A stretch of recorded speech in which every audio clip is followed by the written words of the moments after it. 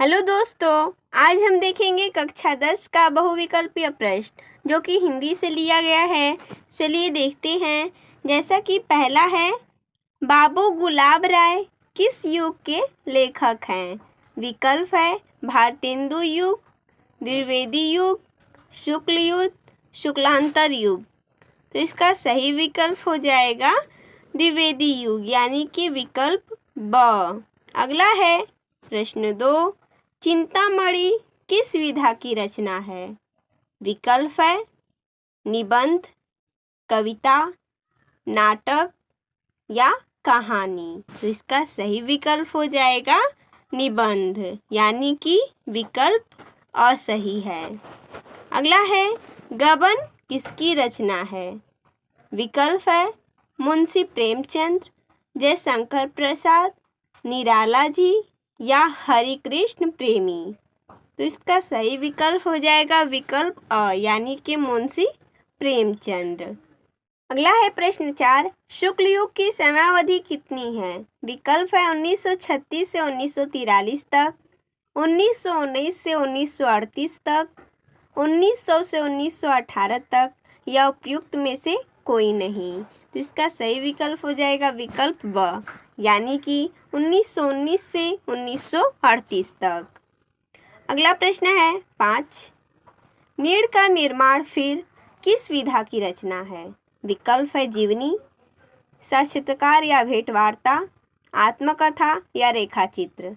तो इसका सही विकल्प हो जाएगा आत्मकथा, यानी कि विकल्प ब।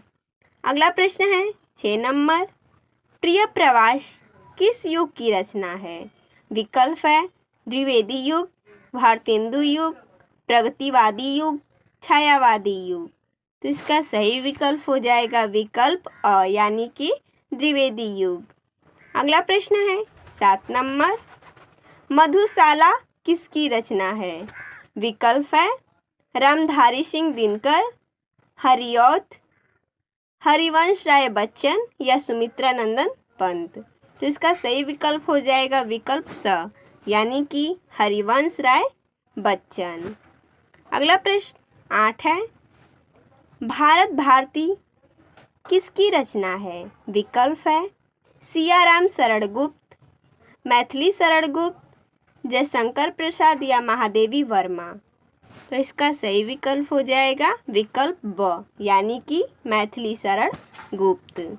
अगला है 9 नंबर, आधुनिक काल कब से कब तक है? विकल्प है सन 1843 से अब तक, सन 1643 से 1843 तक, सन 1918 से 1936 तक, सन 1936 से 1943 तक। तो इसका सही विकल्प हो जाएगा विकल्प अ, यानी कि सन 1843 से अब तक। अगला है प्रश्न 10, मतीराम किस युग के कवि हैं? हमें बताना है कि मतीराम किस युग के कवि हैं। विकल्प है आधुनिक काल, आदिकाल, भक्ति काल, रीति काल। तो मतीराम किस युग के कवि हैं? तो इसका सही विकल्प हो जाएगा विकल्प द, यानी कि रीति काल। अगला है प्रश्न 11, हास्य रस का स्थायी भाव है। हास्य रस का स्थायी भाव क्या है? विकल्प है शोक, रति, हास्य, निर्वेद। इसका सही विकल्प हो जाएगा विकल्प स, यानी कि हास्य। अगला प्रश्न 12 है, सोहत ओढ़े पीत पट श्याम सलोनी गात, मनोनील मणिशैल पर आतप पर्यो प्रकाश। हमें बताना है कि उपयुक्त पंक्ति में कौन सा अलंकार है। विकल्प है उपमा अलंकार, उत्प्रेक्षा अलंकार, रूपक अलंकार, श्लेष अलंकार। इसका सही विकल्प हो जाएगा ब, यानी कि उत्प्रेक्षा अलंकार। अगला प्रश्न 13, रोला छंद में कुल कितने चरण होती हैं? विकल्प है 3, 2, 4 या 5। तो इसका सही विकल्प हो जाएगा विकल्प स, यानी कि 4। रोला छंद में कितने चरण होते हैं? तो 4 चरण होते हैं। अगला है 14 नंबर, आकर्षण शब्द में किस उपसर्ग का प्रयोग किया गया है? विकल्प है वी का, मान का, अ का या आ का। तो देखिए, उपसर्ग मतलब होता है जो आगे हम जोड़ते हैं, तो देखिए इसमें आकर्षण यानी कि इसमें आ जोड़ा गया है, तो इसका सही विकल्प हो जाएगा विकल्प द यानी कि आ। अगला है 15 नंबर प्रश्न, प्रत्यय के कितने भेद हैं? हमें बताना है कि प्रत्यय का कितना भेद होता है। तो विकल्प है 2, 5, 6 या 3। तो इसका सही विकल्प हो जाएगा विकल्प अ यानी कि 2। अगला है 16 नंबर, पीताम्बर में कौन सा समास है?